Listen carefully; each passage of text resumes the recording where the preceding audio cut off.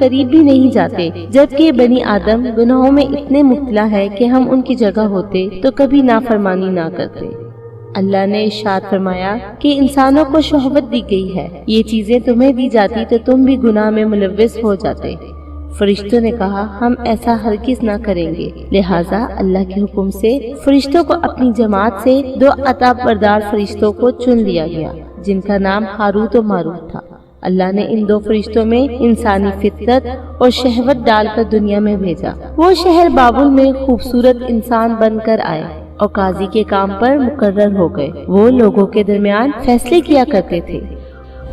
ایک دن ان کے پاس ایک عورت اپنا مقدمہ لے کر آئی اور کہا اس کا شوہر اس کو بہت پریشان کرتا ہے۔